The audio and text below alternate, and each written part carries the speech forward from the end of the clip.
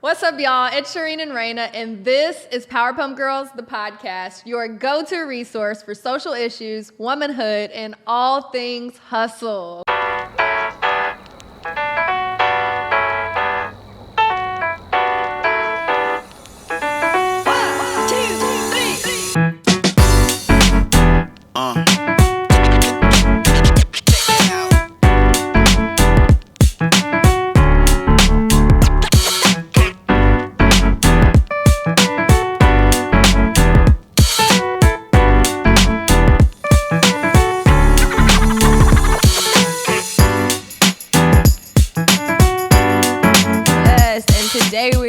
Talk about qualifications. Today's episode is called Check Up On It because we're talking about the check boxes we as women go through when qualifying for a job. Let's jump into it. And I have a question for you. Okay, let's go. How many jobs have you applied for in your lifetime? So I'm only 20, and I have applied for, I would say well over 25, 30 jobs. Out of all of the 30, I may have gotten interviews for a handful of them. Yeah. And I've actually, believe it or not, only had a handful of jobs, like maybe four jobs. Okay. Yeah. Are any of those jobs you were not qualified for? No, but I may have applied one time. I probably went on Indeed and looked for like $100,000 job and applied Shot your shot. just to see what happens. You know. I didn't get the job, but you know. Cool. Yeah, I think I've applied for about 20 or so jobs in my lifetime. I've had a handful, and I actually did apply for and have a job that I was not qualified for, that being the law firm. But I will say, as we kind of talk about this topic, I'm glad that I had that experience in something that I technically wasn't qualified for. It was a great experience, and I still am glad I just put myself out there. So there's that. So the reason that we're even talking about this today, Raina and I went to a socially distant dinner party back in late summer. Oh, wow. Maybe. I'm in the wrong season. I don't know. We went to a dinner party, and at the dinner party, it was called Race Around the Table, and it was a dinner party that we discussed race and social issues that were happening around us. It was a very diverse group of people. Yeah. Older, younger, black, white, from Louisiana, from out of the country. And one of the questions or the data points talked about how many people apply for jobs that they're qualified for versus not qualified for. And we were shocked when they were like, men tend to apply, and I think their data may have been a little off, but it was 30%. When they're 30% qualified, they apply for jobs versus women. So they'll see the job qualifications and the things like the check boxes essentially for what the job is looking for. Yeah. And if they meet 1/3 or 30%, 33% of those qualifications, they'll just go ahead and apply and see what happens. Versus women, and we were shook at this. Like we have to talk about this. Women feel as though we have to check all of the boxes, 100% of the qualifications before even applying. And I thought that was so crazy. And then there's even data that shows that black women even further just take themselves out of the qualification pool because they don't apply if they don't feel overqualified. So we're going to dive into that today. I think it's just really crazy how men and women approach jobs differently, even on how they search for jobs. There's data that show men find jobs on Facebook more frequently than women.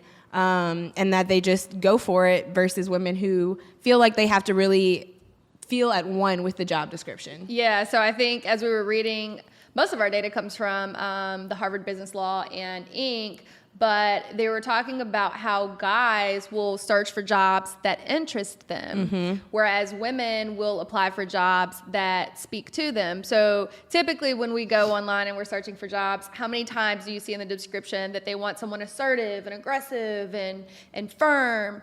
And those words typically don't explain or speak directly to women, not to say that there aren't any women that it does speak to, but majority, we look for words that are like sociable, driven, responsible. And so even at the recruitment level, Yep. how we look at those jobs will deter us based on the language that is used for that role. That's just crazy. I actually looked up the definition of qualified because I was like, let's talk about it before we even get into like when we're talking about jobs and whether or not we're qualified. And it's defined as being entitled to a particular benefit or privilege by fulfilling a necessary condition. So in our minds as women, if we don't fulfill this condition, we're not qualified to apply for these jobs. But a lot of times jobs have on the job training, and you have to kind of just be in the mud before you can really figure out if you're good at it or not.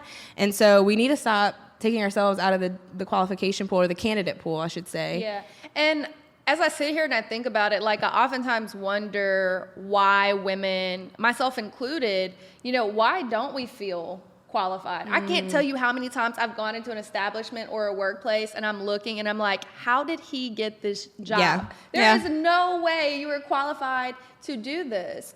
And yet, it's the confidence for me. It's the confidence. They know if they can get in the door, they can just show themselves strong and like figure it out along the way. And we don't even allow ourselves to walk into the door to have a chance at that. And so, and this isn't a man bashing moment. Absolutely not. This is really us trying to show data to women to let you know, like break those stigmas and those barriers and really go after something if that is what you truly want to do, qualified or not. I don't know. I know that sometimes there's an intimidation factor. Yeah. Like you don't want to be the person, especially Black women. Yes. You don't want to be the person at your job that doesn't get it. Uh-huh. I have been in that position so many times where I just feel like, oh my God, it's because I'm not as educated as this person, or I didn't have that same upbringing or the same understandings. And so this whole time you're building like imposter syndrome. Yeah. Like, why am I even here? How did I get here? Whereas the man to the left or to the right of me is like, I'll figure it out. Yeah, and there's always a learning curve. Like with every new job, with every new venture, even we have friends who are coming into parenthood for the first or second time. There's always a learning curve that you may not be qualified for, quote unquote. You may not check all the boxes, but the willingness to put yourself out there and try it and just learn as you go is really important, I think. So yeah. So going forward, we have our dream jobs. Thank you, God. But like, what is something, if you could do it differently, how would you go about? I would have applied for a lot more jobs. Yeah. I would have applied because there were a lot of jobs out in the world that interest me. And I think both of us have a very diverse work background. Yeah. We worked in a lot of different industries, and that really makes you a whole person. I don't think you have to be stuck in a certain industry for the rest of your life, or even for what you went to school for.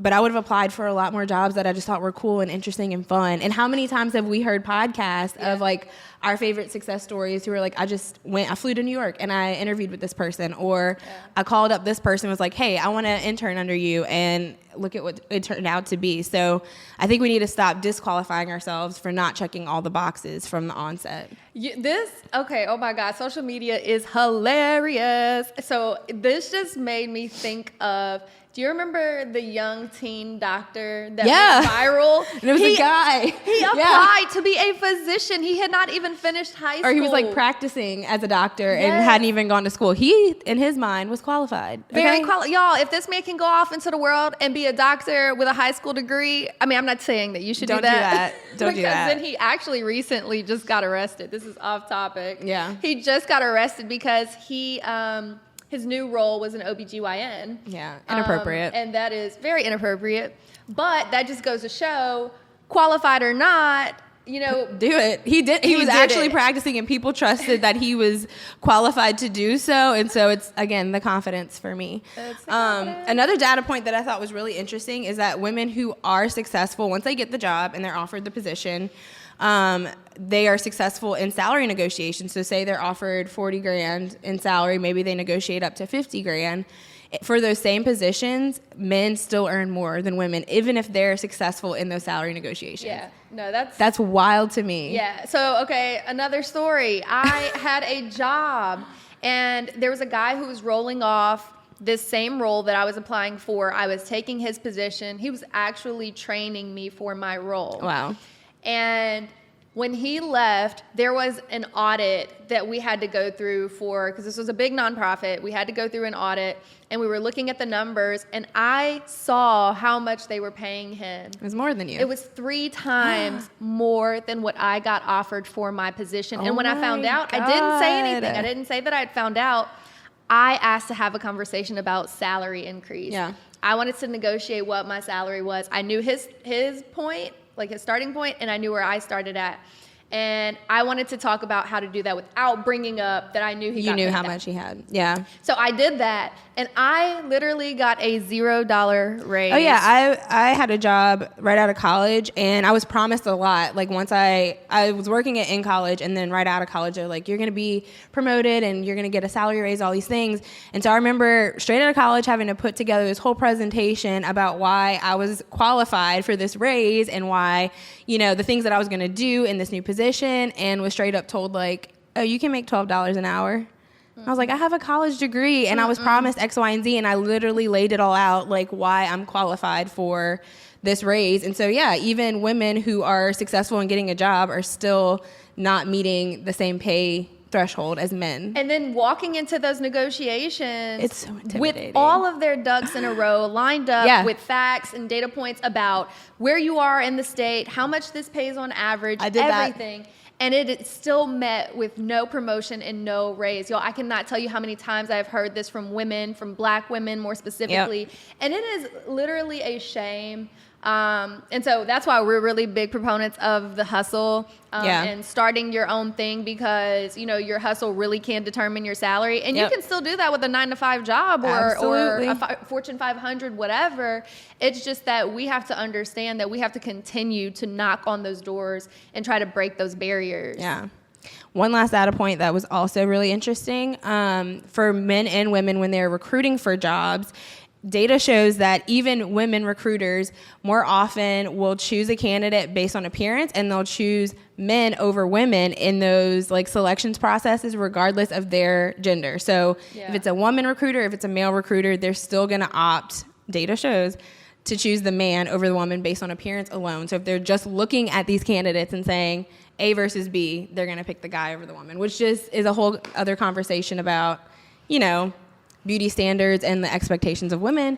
But we got to do better. And we're going to talk about how we're going to do better right after this break. What up, y'all? It's Rain Entering with Power Pump Girls, the podcast, and we just want to take a moment to thank our amazing sponsor, Acroma Studios, which is the beautiful loft that we're in right now. They offer amazing studio space for all your creative projects right off of Government Street in Baton Rouge. They have this amazing loft, and then they also have a studio downstairs that you can book out to do your photo shoots, your events, your recordings, just like us. So we want to thank them for sponsoring this podcast and being an amazing partner and asset to this community.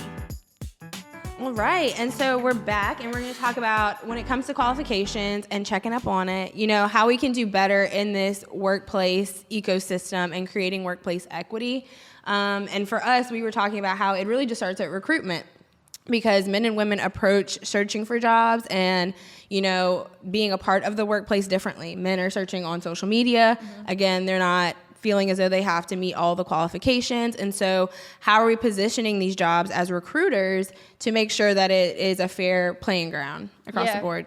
I think it goes right back to the wording, right? Try to take out some of those words that you're using that kind of feels masculine and help it to feel more well-rounded. Even if those are personality traits that you're looking for, I think that, women are assertive. Yeah. Women are confident in their work, but those aren't the words that truly resonate. And so we're leaving out a totally big pool of candidates that actually qualify for the job, but feel unqualified because that personality trait may not be them. Yeah. And I think to that data point of appearances, if we just look at the on paper, resumes and applications, I think we take out judging someone based on their looks, obviously, and really looking at how can I make this workplace or this ecosystem that I'm hiring for more diverse. And that includes having more women in the workplace. and making sure that those numbers are balanced, because there's another data point that shows that 75% of the talking done in work meetings is done by men, and that's essentially because there are more men in the workplace. And so we need to hear women's voices. We need to see women represented in these positions. And so making sure that from the onset, when you're looking to hire, that you're making sure you're considering these women who are qualified. And, there's this phrase that's going around that says, create space, take up space. And the truth is like, yes, do those things. But if you're a male in these rooms, also create that space to allow us to speak in meetings. And I say allow very loosely. You know what I'm saying? But like, Mr. Vice President, right. I'm speaking.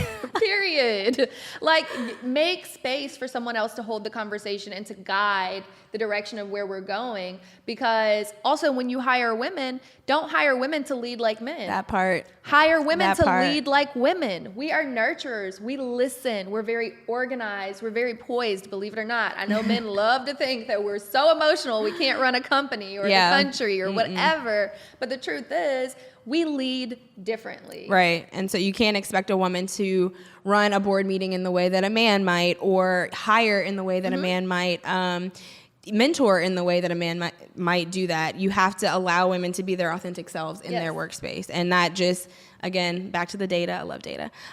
It shows that it fosters a better work relationship or better work culture. Women drive the dollar in households. They determine the expenditure of their families. And so that can go for the same thing in workplaces. So just allowing women to have a voice and have a space is so important, from recruitment to exit when they're doing their own thing. Absolutely. I mean, I would personally enjoy waking up every day, going to work, not having to think about, okay, I don't want to be the loud woman in the room. I don't want to be the aggressive woman in the room. They call us B words if we're very firm on something that we're saying, yet the job description says they want you to be firm and assertive. So you're assertive and you're firm, you're a B word, and you don't know how to, conduct yourself as a woman or as a lady.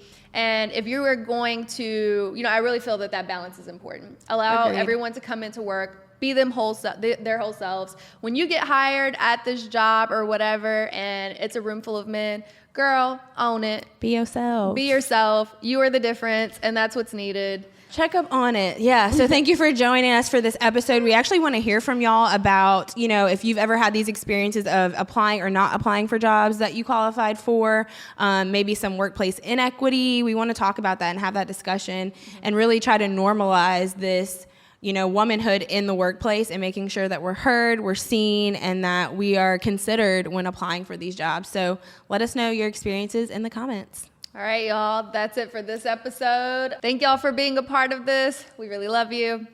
Bye. All right, y'all.